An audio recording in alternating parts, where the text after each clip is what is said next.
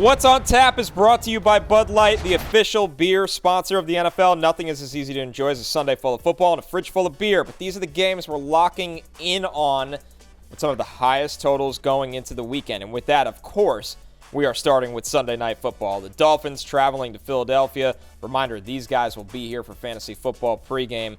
And man, what a amount of skill talent in this game. So I'll ask you this, Matthew.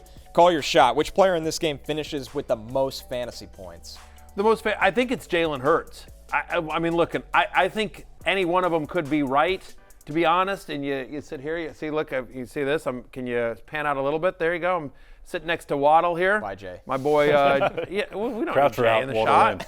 We don't need Jay in the shot. There you go. But I think it's Jalen Hurts. Look, he was my ride or die last year. He's my number one quarterback for this week as well. He's had at least 24 points in 50% of his games this season. Dolphins allow the 8th most fantasy points to quarterbacks this year.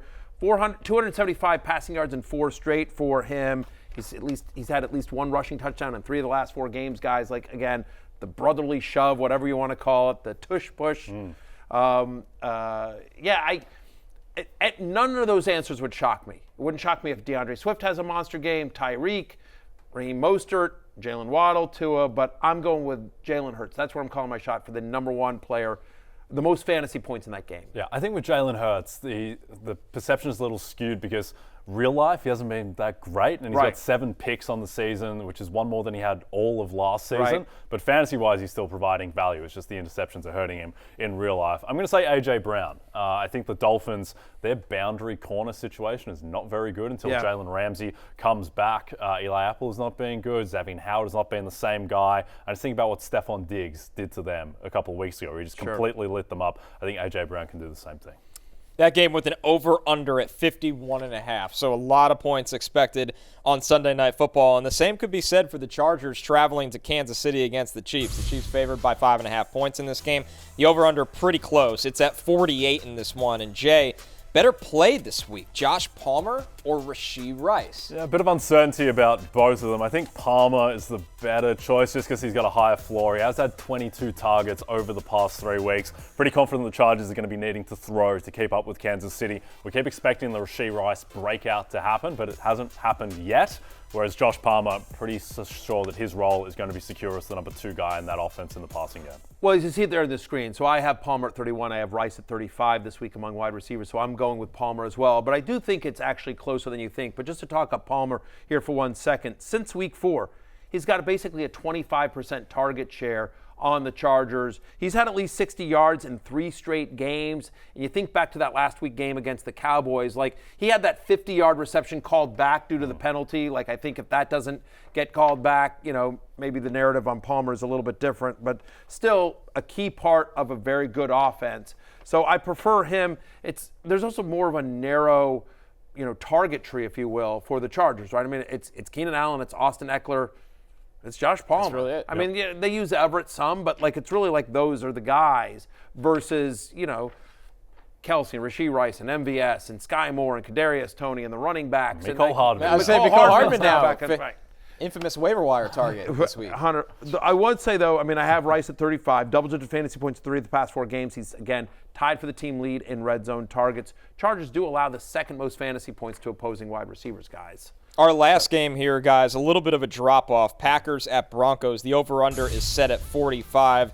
Listen, when the Broncos are playing, a lot of bad defense is expected. You're going to see a lot of high totals. And Barry, Aaron Jones, a lot of injury time this year. What's the trust level in him, assuming he's back in this game against a very vulnerable run defense? I think that's the key, right? It's just such a good matchup. Since week 3, no team in the NFL has allowed more rushing yards per game than the Denver Broncos. They're also the worst scoring defense in the NFL since week 3. Obviously, some of that is skewed by that 70 points that they gave up. But look, the Broncos have just been bad.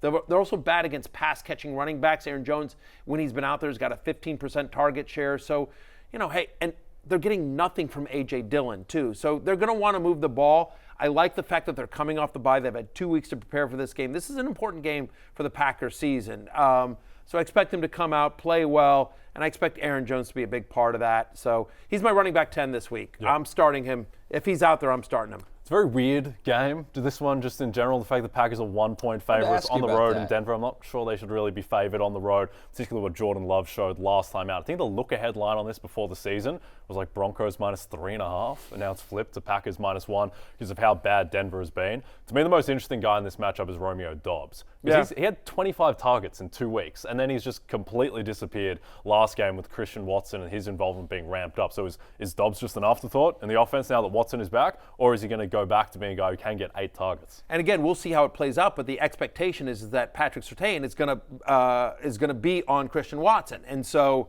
does Doubs get more love here? They'll also have Luke Musgrave back in this game. He's missed the last couple of games as well. He's been in and out, with a concussion. So Musgrave runs a bunch of routes, and the problem is that, to your point, we haven't seen the full Packers offense. We haven't, Jones has been out, Musgrave's been out, Watson was out earlier in the year. Like, we haven't seen this entire. It's been a mess, and so it's been patchwork this whole season in Jordan Love's first year as a starter. So I don't want to throw any judgments until we see what this whole offense looks like, because I think LaFleur is a pretty good coach. Yeah, I think so too. And I think to me, there's 3 quarterbacks who are super interesting this week. 2 of them coming out of the bye, Kenny Pickett and Jordan Love. Sure. And then quite a massive game for Jared Goff, outside against Baltimore in conditions. But Jordan Love, for the purposes of this game, I mean, what are you expecting from Love after he's coming off probably his worst performance? Right, he was holding the ball a lot. He wasn't accurate. He was late on a couple of downfield throws that he had open. I think they're going to just try to coach him up to play faster. And the fact they can lean on the run in this game makes that a little easier.